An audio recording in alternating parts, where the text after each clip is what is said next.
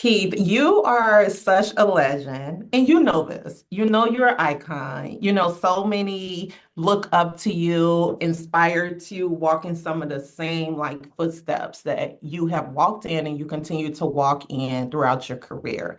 So I leave with that, and I also want to say that it is a pleasure to meet you virtually and to speak with you today. I appreciate you. Thank you. So you take on a role as Henry in this mini series, The Gray House. Can you share a little bit about your character for the viewers out there who in the coming days will end up falling in love with this project? Well, Henry Highland Garnett was an extremely important figure in the abolitionist movement. Um, during it was called the Conference of Colored Men in the 1800s, where, hundreds of black men gathered to talk about the state of the union. What should we do? How should we should do it? And Douglass was there as well. Um, Garnett was I like to compare him to Malcolm X. He was the Malcolm X to to Douglas's Dr. King, because he was the one that said, "No, let's not wait. Let's stand up and demand what you need, your own dignity. Stand up, and let's take our place. We don't ask for it." Yeah. Because the power is not going to be given to you just by the asking. You've got to stand up. Mhm. And he was the first person to really come, to say that out loud and on purpose and speaking truth to power. So that makes him extraordinarily important at that time, because it was, men like him and Frederick Douglass. It's amazing that they lived as long as they did, Yeah. because they did tell, they talk some truths. Yeah. Why, at this point in your career, is it important for you to step into shoes of characters like Henry and others that are very similar? Because there's so much that we don't know, Yeah. that we haven't known. There's so much of our history, our American history, and our Black American history is not separate from American history, period. And there has been so much excluded already.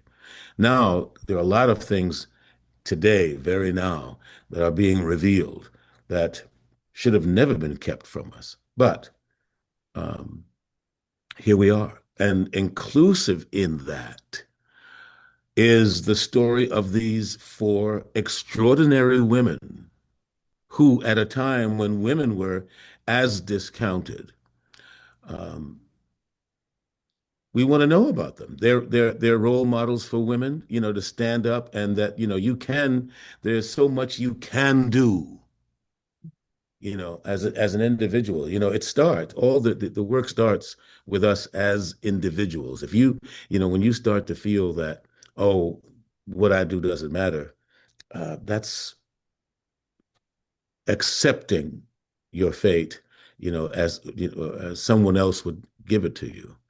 Um, I love Amethyst's character Mhm. because she said, "I want to do something. Yeah. Let's do something." So listen, Keith, let's talk about the timing of this project and how it all intermix. I personally feel like with politics and where the economy in the world is today, women, because obviously this project speaks a lot to women empowerment and so, so much more. And, 2026, we have so many, leading women in such powerful roles. Like, why do you feel like this is such a great time to release and rebirth a story like this? A lot of people, all of us, some, need a visual. Yeah. we need outside inspiration to give us that spark to just take the next step. Well, for those people who need that visual, here it is. Mhm. Now, women have always been powerful. In biblical times, women have been powerful and necessary for forward motion. And this story buttresses that um, very well. It just shows you the power of what can be done if we work together. And there are so many, I mean, there are so many more uh, stories of wonderfully powerful Black women Mhm. and powerful women in the progressive movement, the movement of progress for American politics, and where it should be, where it absolutely could be. I And that's, want, I mean, I think that, it's happening now across the country as we see these women standing up and saying, no, yeah, no, it's so, as you said, I think now is a great time for this story to be told because for those girls in junior high school and in high school and some in college who are looking for a direction, uh, mm. there are so many things that can be done, and you can do it. There was a word that I want to pull away from this, your last answer. It stood out a lot to me because you said no 3 times. And I want to kind of go on the opposite end of no. I want to know, like, at this point in your career, 3 Emmy Awards, over 400 plus projects, Keith, what is the power in your yes? What is the driving force behind Keith David saying yes to certain characters, certain projects, certain roles? Like, what is driving you at this point in your career?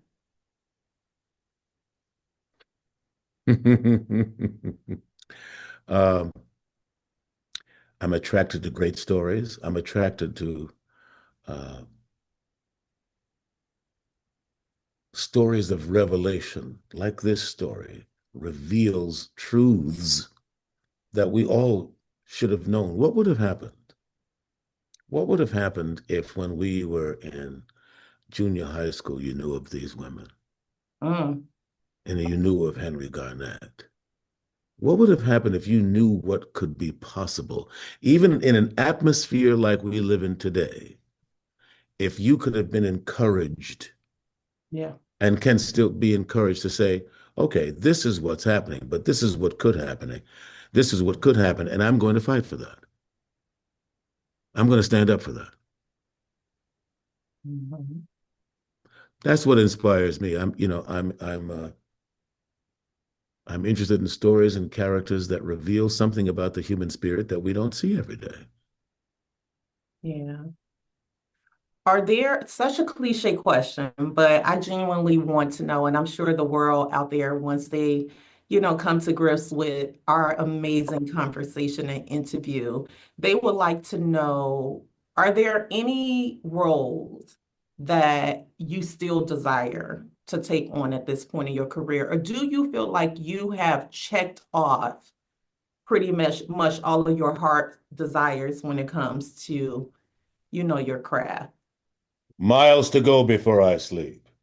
Mhm. There are still plenty of characters I want to play. One of them being Frederick Douglass. Uh, Paul Robeson, another,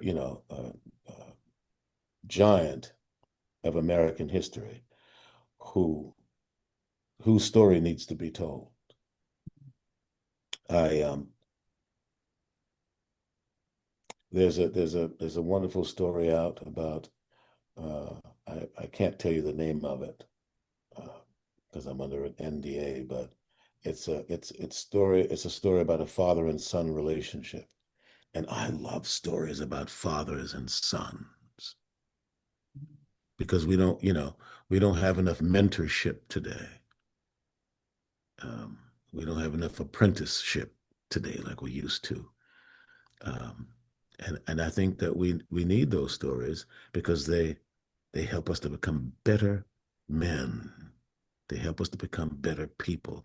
And if there are better men on the planet, then that makes it easier for women to do what they do. It's not a competition here. We work together. And we're so much better when we do it together, when we understand that there is no them and us. We are all in this together. If we mess up this planet, ain't gonna be nobody to mess with. Well, Keith, unfortunately, I know your time is tight and I have to let you go. I do want to close out by saying your words are so powerful. I literally feel like you just spoke so much life into me, and I want to congratulate you on so much continuous success. I Thank really you. do. And it I was an appreciate it. absolute pleasure. Thank you. Thank you.